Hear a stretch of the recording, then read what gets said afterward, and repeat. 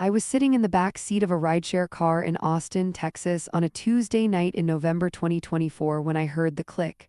The door locks engaging, all four doors, simultaneously. I looked up at the driver, Marcus. The same driver who'd been picking me up from my night shift at Memorial Hospital for the past 3 months. Always friendly, always professional, always got me home safely by midnight. Marcus. Why did you lock the doors? He didn't answer, just kept driving, past my exit, past my street, heading in the wrong direction. Marcus, you missed my turn. I live on Riverside Drive, you need to go back. Still nothing, my heart started racing. I reached for the door handle, pulled it, locked. I tried the window button, nothing. Child safety locks engaged. Marcus, unlock the doors right now. He met my eyes in the rearview mirror. His expression was strange, not threatening, not angry, something else, concerned, worried. I can't take you home tonight, Mrs. Patterson. What are you talking about? Unlock these doors now or I'm calling the police. I pulled out my phone, started dialing 911. Please don't do that, Marcus said quietly. I know this looks bad, I know you're scared. But you need to trust me, you cannot go home tonight. Why not? Because there are 2 men waiting outside your apartment. They've been there for the past hour. One of them has a gun. My blood went cold. What? How do you know that? Because I drove past your building before coming to get you. I always check, every night for the past month, making sure it's safe before I drop you off. Why would you do that? Why would anyone be waiting for me? Marcus turned onto the highway, heading away from my neighborhood, away from everything familiar. Because your husband didn't die in a car accident, Mrs. Patterson. He was murdered. And the people who killed him think you know something. They've been watching you, waiting for the right moment. I felt like I couldn't breathe. That's insane. My husband died in a car crash. The police said it was an accident. You're lying. Let me out of this car right now. I'm not lying, and I'm not going to let them hurt you. So please, put your phone down, stop panicking, and listen to me. Because we only have about 20 minutes before they realize you're not coming home. And when they do, they're going to start looking for you. My hands were shaking. My mind was racing. This couldn't be real. This had to be a nightmare. Who are you? I whispered. Someone who made a promise to your husband. A promise to keep you safe, and I'm not going to break that promise. Before I tell you who Marcus really was, what he knew about my husband's death, and what happened during that night when I couldn't go home, please like this video and let me know in the comments where you're listening from. My name is Claire Michelle Patterson. I'm 38 years old, and 6 months ago my entire world collapsed.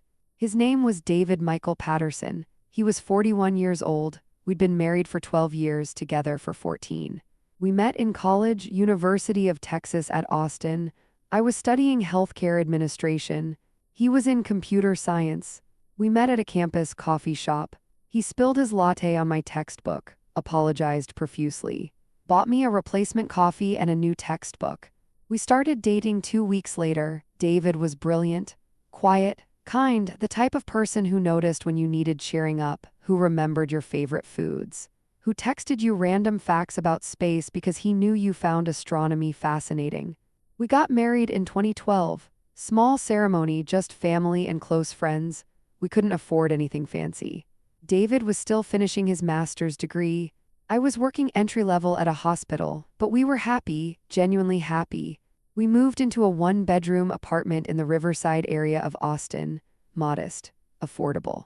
Walking distance to the grocery store and a decent Thai restaurant we went to every Friday night. David got a job at a small tech company after graduation, then another. Then, in 2019, he landed a position at Vertex Systems, a growing startup. Good salary, benefits, stock options, $95,000 a year. More money than we'd ever seen. We started saving, talking about buying a house, maybe starting a family, building the life we'd always dreamed about. David loved his work. He'd come home excited about projects, about the problems he was solving, about the impact Vertex's software was having. We're building something important, he'd say. Something that makes a difference. I worked at Memorial Hospital, medical records clerk. It wasn't glamorous, but it was steady. $42,000 a year. Between us, we were making almost $140,000. In Austin, that was comfortable. We took vacations, went to concerts, had friends over for dinner parties. Life was good, then everything changed. In early 2024, around March or April, David started acting different. Distracted, worried, he'd check his phone constantly, look over his shoulder when we were out. "Is everything okay?" I'd ask. "Yeah, just work stress, big project." But it wasn't just work stress, I could tell something was wrong. He started working later, coming home at 8, 9, sometimes 10 p.m. He'd go into our bedroom and take phone calls, quiet conversations I couldn't hear. "Who was that?" I'd ask. "Work stuff." "Nothing important?" In late April, I woke up at 2 a.m. and found David at the kitchen table. Laptop open, looking at code, his face was pale. "David, what are you doing up?" He closed the laptop quickly. "Couldn't sleep. Just reviewing some work." "At 2 a.m.? It's important, go back to bed, I'll be there soon." He wasn't. When I woke up at 6 a.m., he was still at the kitchen table. Same position, same pale face. "Did you sleep at all?" "A little, I'm fine." But he wasn't fine, and I knew it. On May 14, 2024, the night before he died, we had a fight, not a big fight, but a real one. "You're working too much," I said. "You're exhausted. You need to take a break." "I can't, this project is critical. More critical than your health, than our marriage." "Claire, you don't understand." "Then help me understand, talk to me, tell me what's going on." He looked at me. And for a second I thought he was going to tell me, whatever secret he was carrying, whatever was eating him alive. But he didn't. "I'm sorry, I know I've been distant, just give me a few more weeks. This will be over soon. And then we can go on that vacation we've been talking about, take a real break. Promise? Promise?" He kissed me, held me, and I believed him. The next morning, May 15, 2024, was the last time I saw him alive. He left for work at 7:30 a.m. I was getting ready for my shift at the hospital. "Love you, Claire, see you tonight." "Love you too, be safe." Those were the last words we ever said to each other. At 2:47 p.m., I got a call from the Austin Police Department. "Mrs. Patterson, this is Officer Rodriguez with APD. There's been an accident involving your husband. We need you to come to Del Seaton Medical Center immediately." "What kind of accident? Is he okay?" "Ma'am, I think it's best if you come to the hospital. We can explain everything there." I left work, drove to Del Seaton, my hands shaking the entire drive. When I got there, a doctor met me. Young woman, late 20s, face somber. "Mrs. Patterson, I'm Dr. Kim. I'm very sorry. Your husband was in a single-vehicle accident on Highway 290. His car left the roadway and struck a tree at high speed. He suffered catastrophic injuries. We did everything we could, but he didn't survive." The world stopped. I remember sitting down, remember the doctor's hand on my shoulder. Remember hearing words like blunt force trauma and died on impact, and he didn't suffer. But none of it felt real. This couldn't be happening. I'd just seen David that morning, just kissed him goodbye, just told him to be safe. The police asked me questions. Did David have any medical conditions? Was he on medication? Had he been drinking? No, no, no. "It appears he lost control of the vehicle," Officer Rodriguez explained. "The road was wet from earlier rain. He may have been going too fast, overcorrected. These things happen." These things happen, like it was normal. Like losing your husband at 41 was just something that happened. The funeral was 4 days later, May 19, 2024. Small ceremony. David's parents had died years earlier. Cancer, car accident. He'd been an only child. My parents flew in from Ohio. Some of David's coworkers from Vertex Systems came. A few of our friends. The CEO of Vertex, Bradley Chen, gave a eulogy. "David was one of our brightest engineers, dedicated, hardworking, a true asset to Vertex Systems. He'll be deeply missed by all of us." He handed me an envelope after the service. David's life insurance through the company. $10,000, I hope it helps. It didn't, but I thanked him anyway. After the funeral, everyone left, and I was alone. Completely alone. The first month was a blur. I barely remember it. I'd wake up, go to work, come home, cry, sleep, repeat. Friends checked on me, brought food, offered support. But eventually they had to go back to their own lives. And I had to figure out how to live in mine. By July 2024, the money started running out. David's life insurance, our savings, it was all disappearing, faster than I'd expected.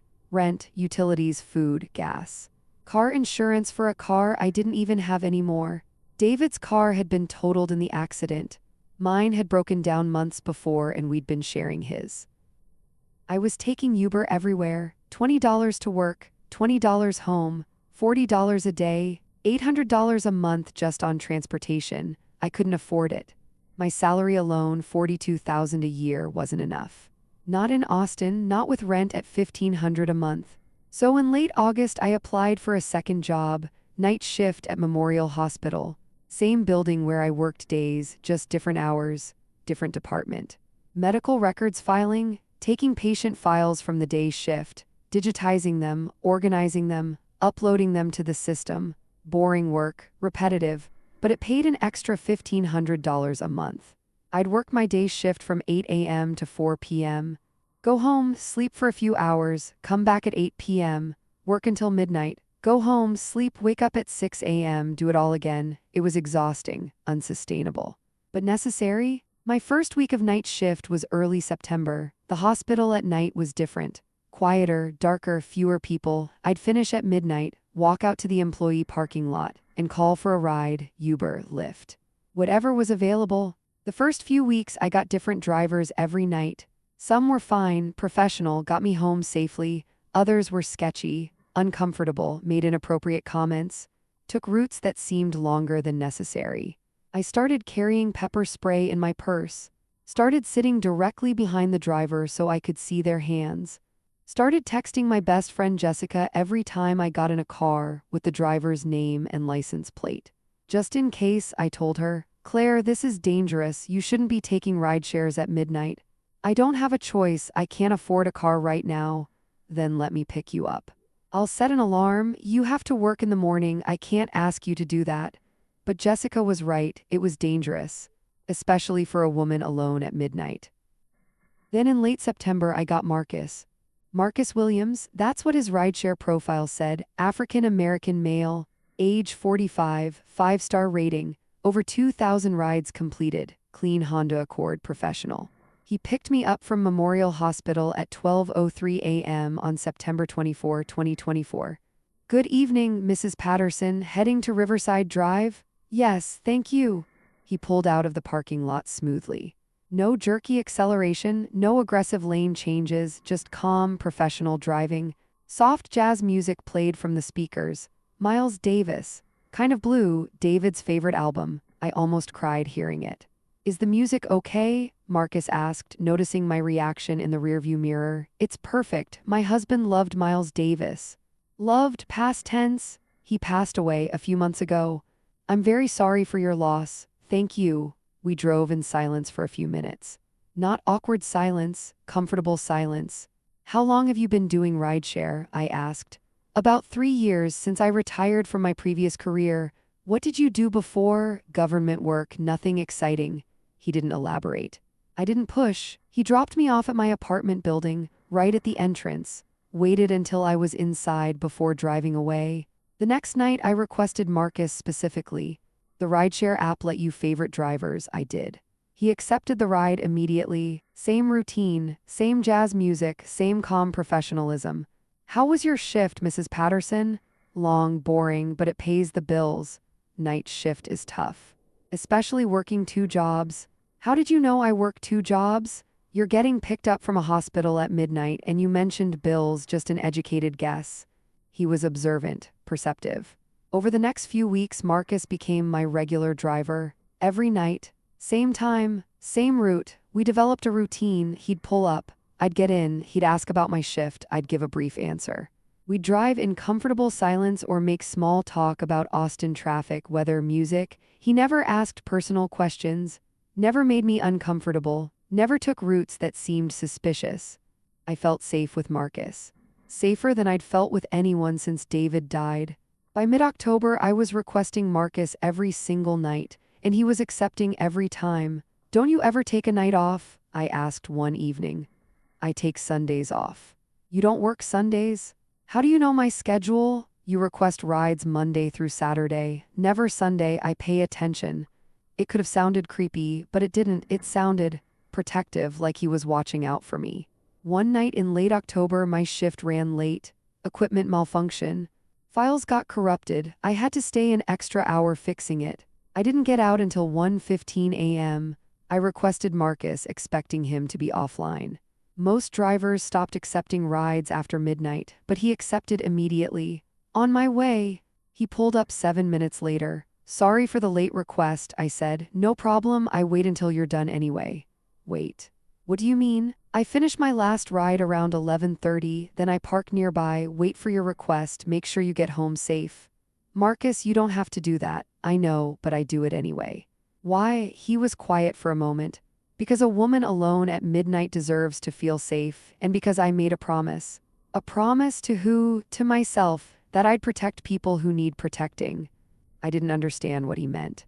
Not then, but I would, soon enough. November started normally. Same routine. Marcus picking me up every night, same jazz music, same 15-minute drive to my apartment. But on November 5, something changed.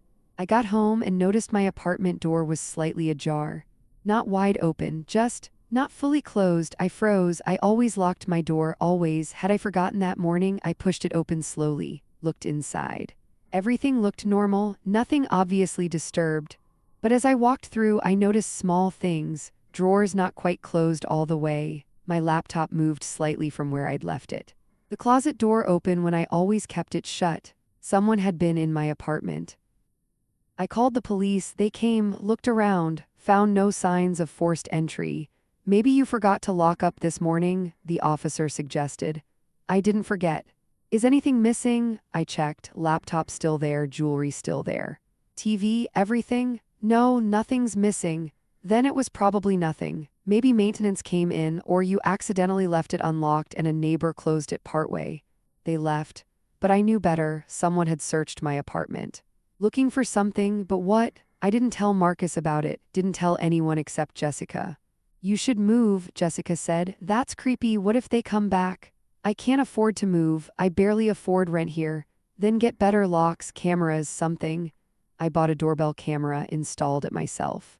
It gave me some peace of mind, but I still felt watched, followed, paranoid. Then came November 12. November 12, 2024 started like every other Tuesday. I worked my day shift at Memorial Hospital. 8 a.m. to 4 p.m. Filing, data entry, nothing exciting. Went home, tried to sleep. Couldn't, too anxious. The break-in from a week earlier was still bothering me. Went back to the hospital at 7:45 p.m. Started my night shift at 8. The shift was slow, only 15 patient files to process. I was done by 11:30 p.m. I sat in the break room for 30 minutes, scrolling through my phone. Killing time until midnight when Marcus would be available. At 11:58 p.m. I requested a ride.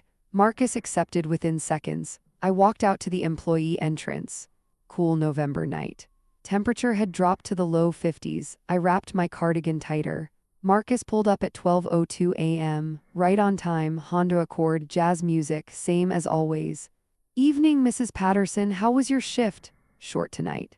Finished early? That's good, gives you more time to rest. I got in the back seat, put on my seatbelt, settled in for the familiar 15-minute drive. Marcus pulled out of the hospital parking lot. But instead of turning right toward Riverside Drive, he turned left. Marcus, you went the wrong way. Different route tonight. Why? Traffic.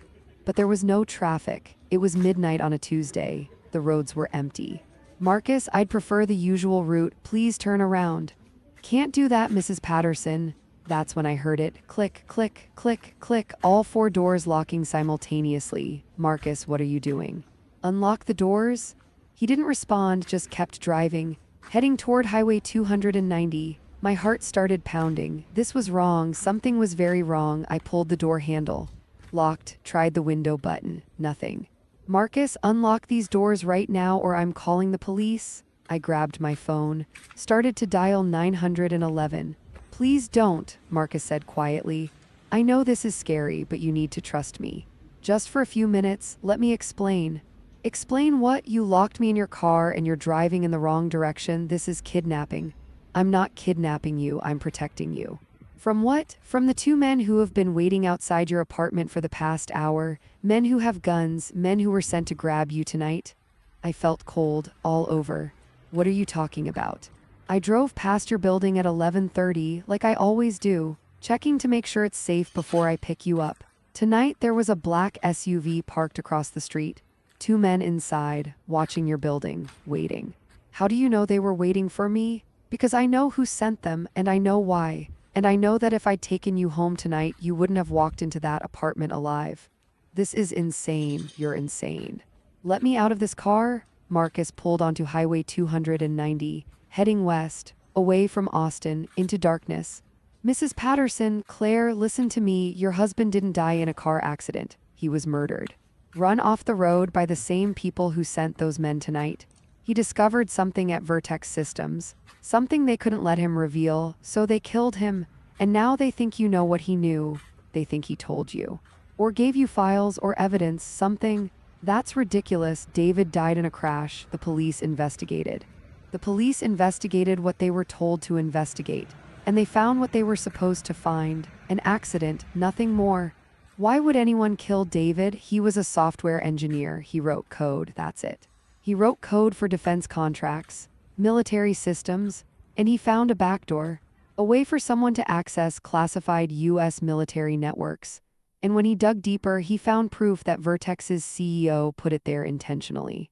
Sold access to foreign governments, treason, espionage, worth billions. I couldn't process this, couldn't believe it. You're lying. I'm not, and deep down you know I'm not. You know David was acting strange before he died, paranoid. Scared, working late, taking secret phone calls, you know something was wrong. He was right, I did know, I just hadn't wanted to admit it. Even if that's true, why would you know about it? Who are you? Marcus took a breath. I'm the FBI agent your husband contacted, the one he sent evidence to, the one who was supposed to protect him. The one who failed. Marcus drove for another 10 minutes. I sat in shocked silence, processing, trying to understand. You're FBI, I finally said. I retired 14 months ago after 23 years, but I stayed in touch with certain cases, certain people. David was one of them. How did David contact you? Encrypted email, April 2024. He'd been researching FBI cybercrime agents, found my name in some old press releases, sent me a message through a secure channel. What did he say? That he discovered something at Vertex Systems, something illegal, something dangerous. He attached files, code samples, communications between Vertex's CEO and foreign contacts, financial records, proof of espionage. And you believed him? I had the files analyzed by experts, former NSA. They confirmed it. The backdoor was real, professionally built, deliberately hidden. And the communications showed Bradley Chen, Vertex's CEO, was selling access to Chinese intelligence services. Why didn't you arrest Chen? I tried. I opened an investigation, requested a warrant, but I got shut down by people higher up. People who said the case was being handled differently, that I should step back. Why? Because Chen has friends in powerful places, people who benefit from keeping this quiet, people who were making money from his deals, politicians, Pentagon officials, people you don't cross. So you just gave up? Marcus's jaw tightened. No, I didn't give up. I kept investigating, quietly, on my own, building a case I could take public if the official channels stayed closed. And David, I told him to be careful. Not to tell anyone what he'd found, not to access those files again. I told him I'd handle it, that he'd be safe if he just laid low. His voice cracked on that last word. But he wasn't safe. No. 2 weeks after he contacted me, he was dead. Car accident. Highway 290. Same stretch of road we're on right now. I looked out the window, dark Texas highway, trees on both sides, easy place for an accident. Or a murder. How do you know it wasn't an accident? Because I looked at the police report. The crash reconstruction, David's car had paint transfers on it, black paint from another vehicle. The police noted it but dismissed it as old damage from a previous minor collision. But I checked David's maintenance records. His car was in perfect condition, no previous damage. So another car forced him off the road.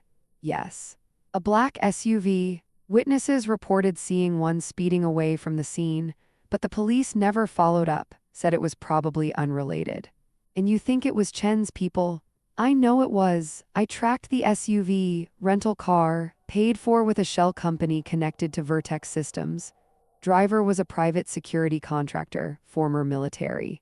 The kind of person you hire when you need something done quietly. Did you tell the police? I tried. They weren't interested. The case was closed. Accidental death, they didn't want to reopen it. So you did nothing. I did everything I could without official authority. I'm retired. I have no badge, no jurisdiction, just the evidence David gave me and a promise I made to myself. What promise? That I'd protect his wife. That I'd make sure you didn't end up like him. That's when it clicked. That's why you've been driving me for 3 months. Every night, you've been watching me. Yes. How did you even know about me? I researched David after he died.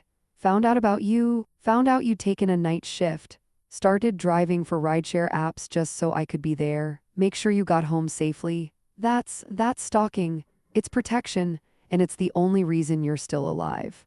Because I've been watching, checking your apartment every night before I drop you off, making sure nobody's waiting. And tonight they were. How do I know you're telling the truth? How do I know you're not the threat? Marcus reached into his pocket, pulled out a wallet, flipped it open.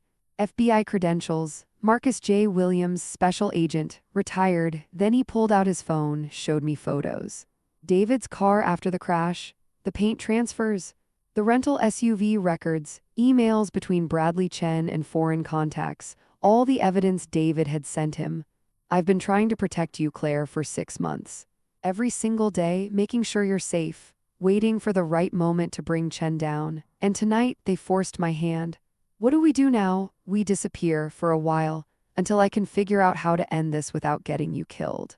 I can't disappear. I have a job, bills, a life. You had a life, now you have a choice. Come with me and stay alive, or go home and die tonight. Those are your options. He was right, and I knew it. Where are we going? Somewhere safe. Somewhere they won't find you, my cabin off the grid, no paper trail. For how long? However long it takes. Marcus drove for another 45 minutes. Off the highway, onto smaller roads, then gravel roads deep into the Texas hill country. Finally, we turned onto an unmarked driveway, trees on both sides, no lights, no signs.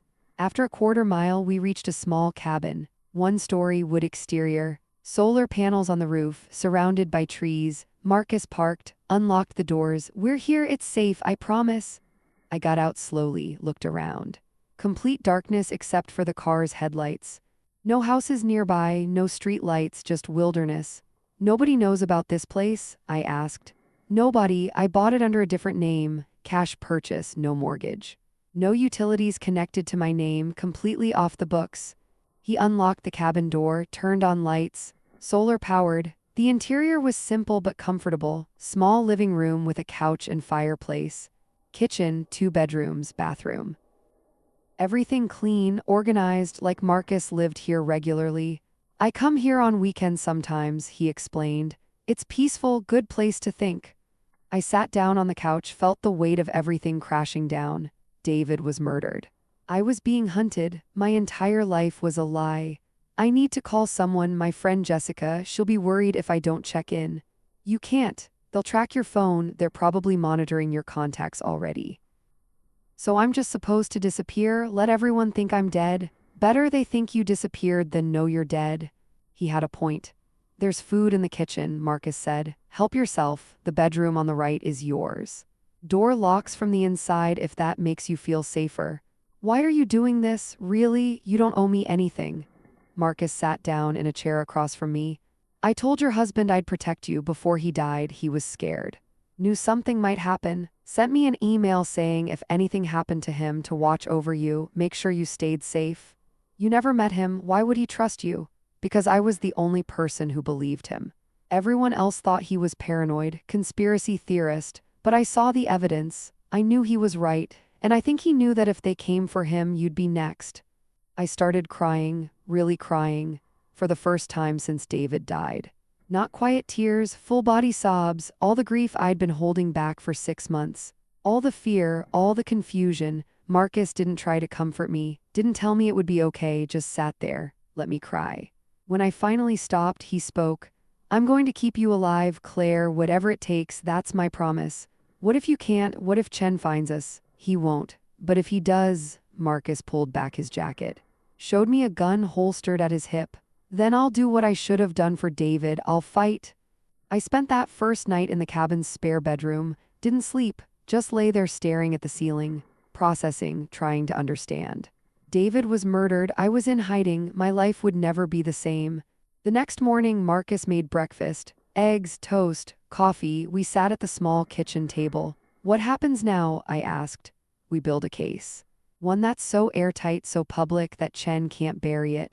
How? Journalist, someone with a major platform, someone who's covered corruption before. We give them everything. David's evidence, your story, the proof that you were targeted. Once it's published, there's no reason to silence you. The truth is already out. What if they don't believe us? The evidence is solid: code analysis, communications, financial records. A real journalist will verify it. And once they do, they'll publish, because it's the biggest story of the year.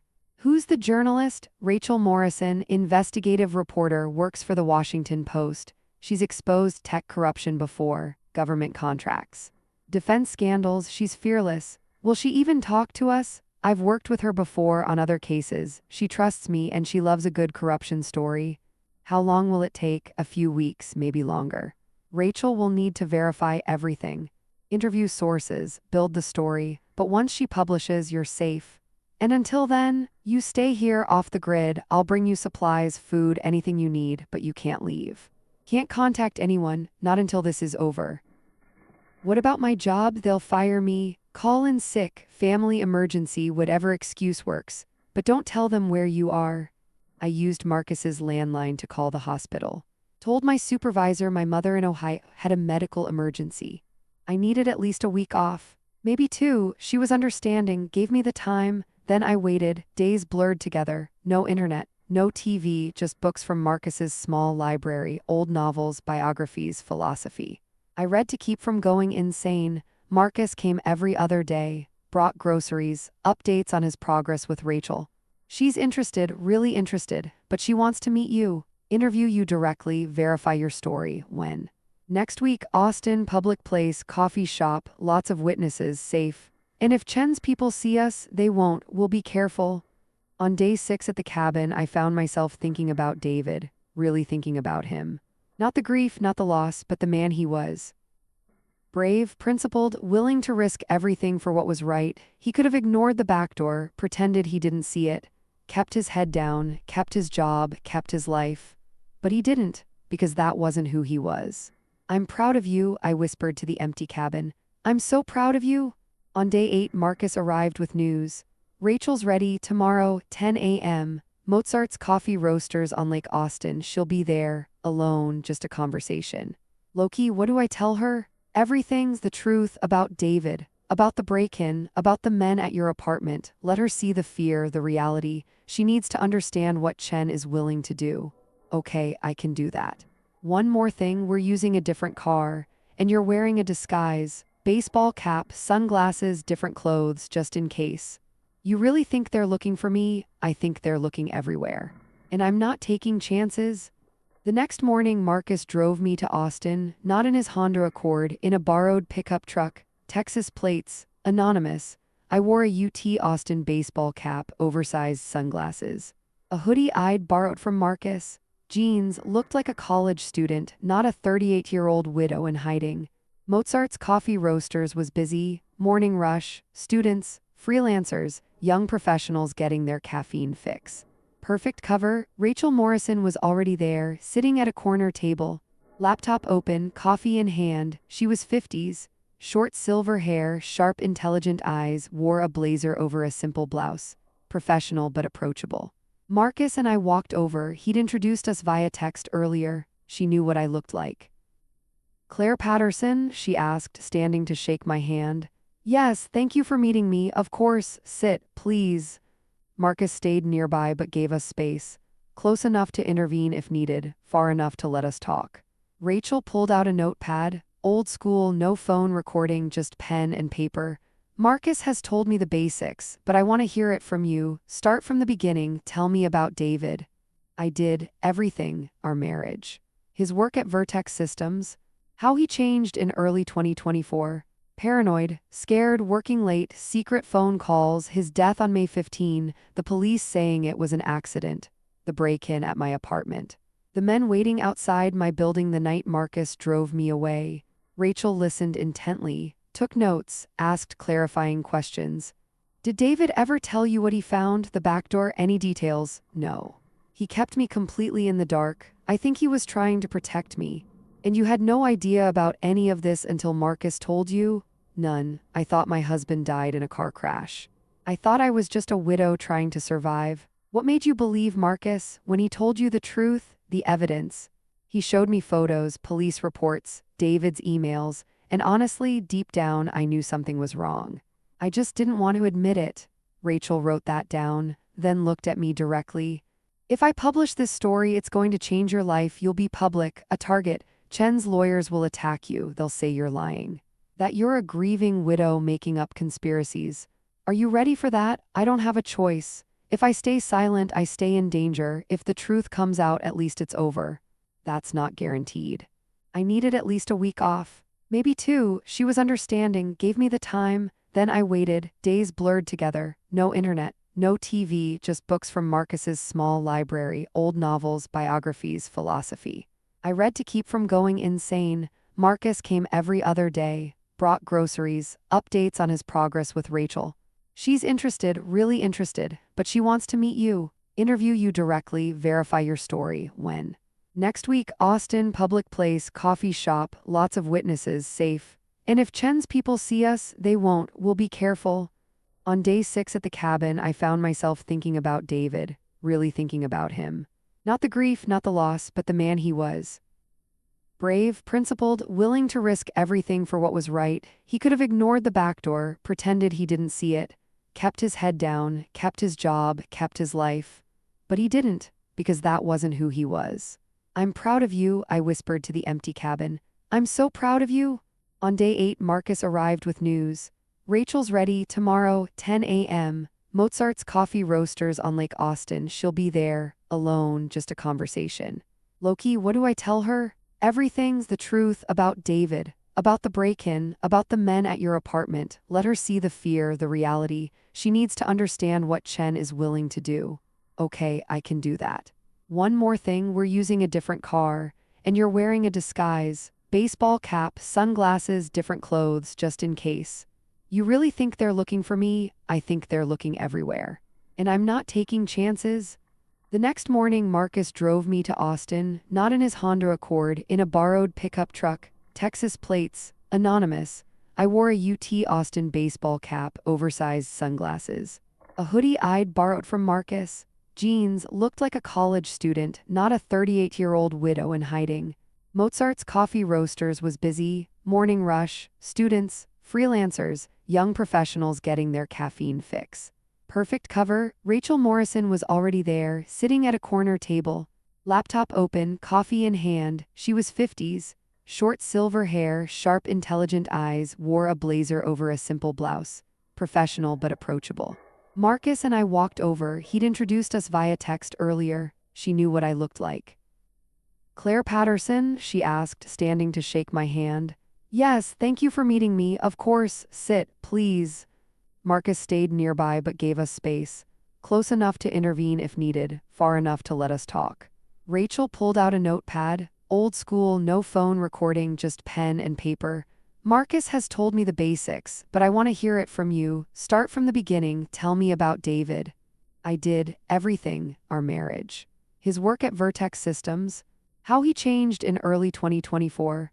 Paranoid, scared, working late, secret phone calls, his death on May 15, the police saying it was an accident. The break-in at my apartment. The men waiting outside my building the night Marcus drove me away. Rachel listened intently, took notes, asked clarifying questions. Did David ever tell you what he found, the back door, any details? No. He kept me completely in the dark. I think he was trying to protect me. And you had no idea about any of this until Marcus told you? None. I thought my husband died in a car crash.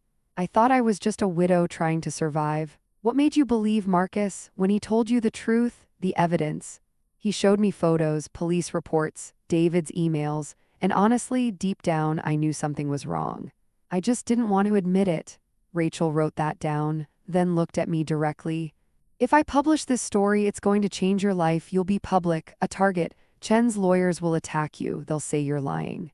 That you're a grieving widow making up conspiracies. Are you ready for that? I don't have a choice. If I stay silent, I stay in danger. If the truth comes out, at least it's over. That's not guaranteed. The next 19 days were the longest of my life, staying in Marcus's cabin, completely isolated. No phone, no internet, no contact with the outside world, just waiting, wondering if Rachel would really publish. Wondering if anyone would care. Marcus visited every 2 days, brought food, news, updates. Rachel's making progress. She's interviewed 3 other Vertex employees, all confirmed David's story. Said he was worried in the weeks before his death. What about the code, the backdoor? She had it analyzed by a former NSA cryptographer. He confirmed it. Said it's one of the most sophisticated backdoors he's ever seen. Professional work. Military grade, so she believes us completely. She's writing the article now, should be done by the end of next week. On day 15, Marcus brought me a burner phone. Just in case, emergency only, it's not connected to your name, can't be traced, but don't use it unless you absolutely have to. Why would I need it? Because if something happens to me, you need a way to contact Rachel. Or the FBI or someone. What's going to happen to you? Nothing, but I'm careful, always have a backup plan. On day 17, Marcus came with different news. Rachel's ready, article publishes tomorrow, December 5, 6 a.m. Online and print, front page of the Washington Post. My heart started racing. Tomorrow, that fast? She's been working nonstop and she wants to get it out before Chen realizes what's coming. Element of surprise. What happens after it publishes? Chaos, media frenzy, FBI will have to act, Chen will be arrested, probably within hours. And me, you'll need to give a statement to the FBI, but after that, you're free. No reason to hide anymore, the truth is out. Will I be safe? Safer than you are now. Once Chen's in custody, the immediate threat is gone. Long term, you'll need to be careful for a while. But you'll have your life back?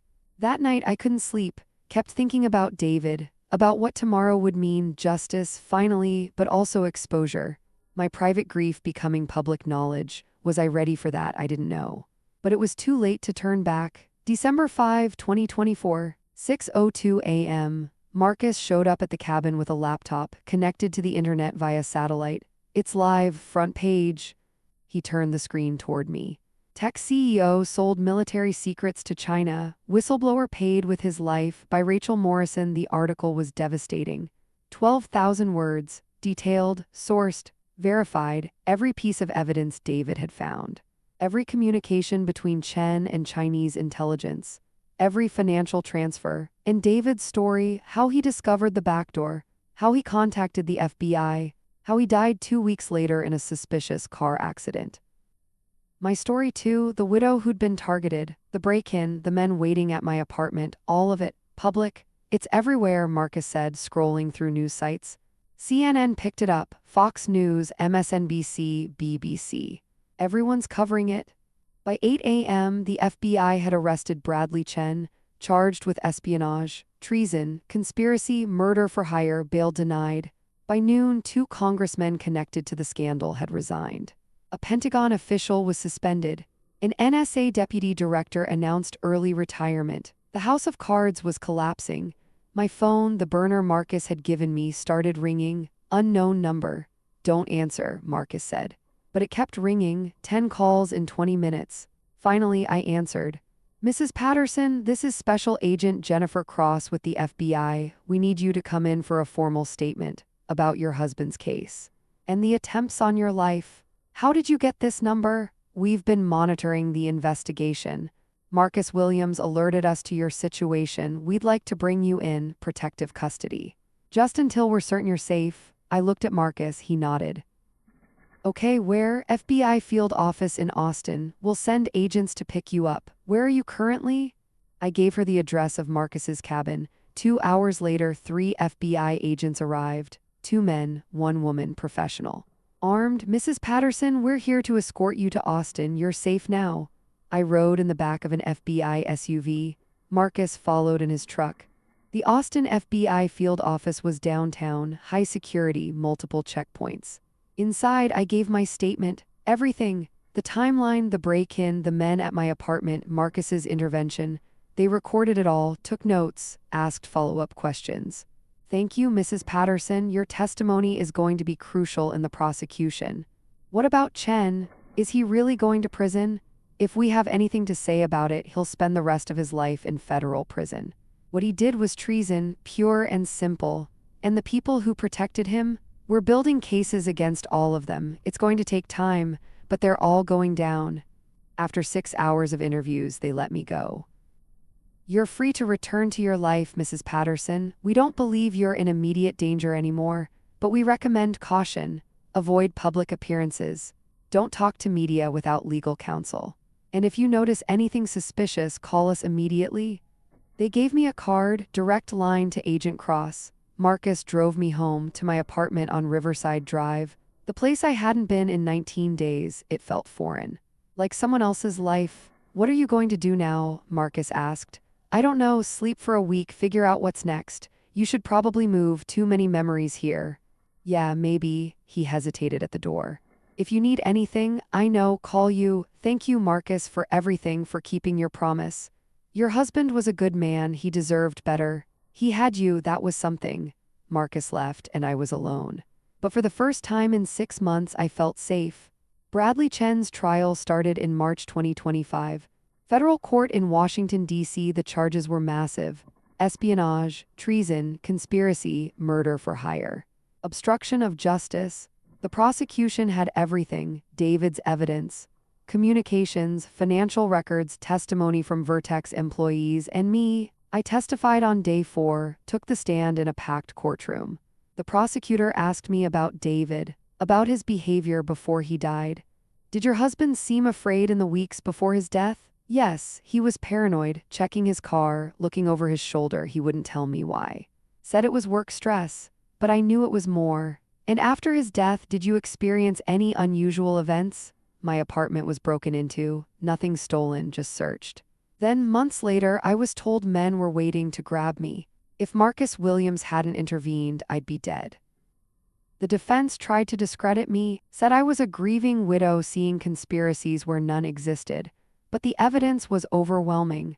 12 days of testimony, dozens of witnesses, hundreds of exhibits. The jury deliberated for 8 hours. Guilty, on all counts. Bradley Chen was sentenced to 40 years in federal prison, no possibility of parole. The congressmen and Pentagon officials who'd protected him received sentences ranging from 8 to 20 years. Justice, finally, after the trial, I did one interview with Rachel Morrison. How do you feel about the verdict? She asked. Relieved. David's death finally means something. The truth is out. Justice was served. What's next for you? I'm moving, leaving Austin, starting over somewhere new. Maybe Ohio, near my family. I need distance from all of this. Any message for people who might be in David's position?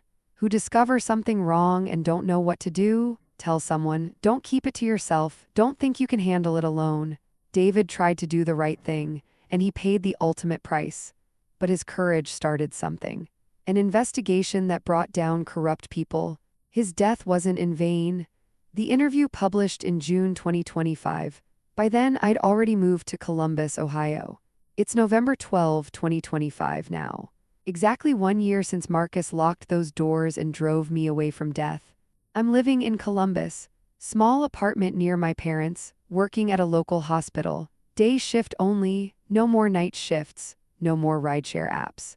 I'm in therapy, grief counseling, trauma therapy, working through everything that happened. Some days are good, some days are hard, but I'm alive, and I'm healing. Marcus and I stay in touch. He calls once a month, checks on me, makes sure I'm okay. How's Ohio? He asked last week. Quiet, peaceful, boring. Exactly what I need. Good, you deserve boring. What about you? Still driving rideshare? No, I retired from that too, writing a book now about the case, about David, about corruption in defense contracting. I'd like to read that. I'll send you a copy when it's done. Marcus, thank you again for everything. You've thanked me enough, just live your life, be happy, that's all the thanks I need. I'm trying, every day I'm trying. I'm also writing a memoir about David.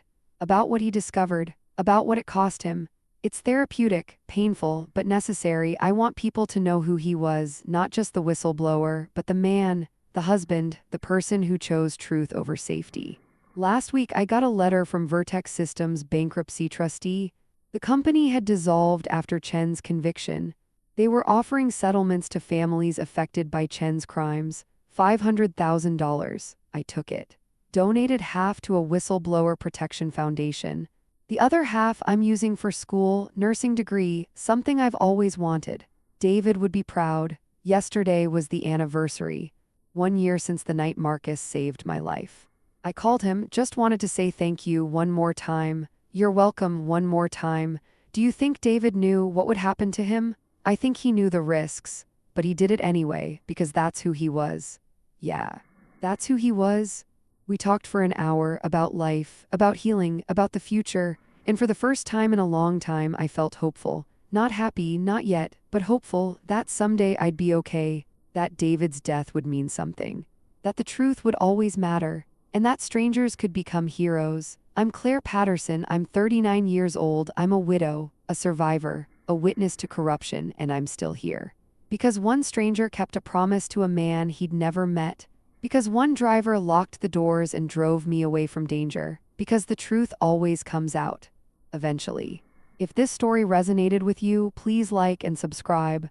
Share it with someone who needs to know that the truth matters, that courage exists in unexpected places, that strangers can save your life. Stay vigilant, trust your instincts, and never stop fighting for what's right. Until next time.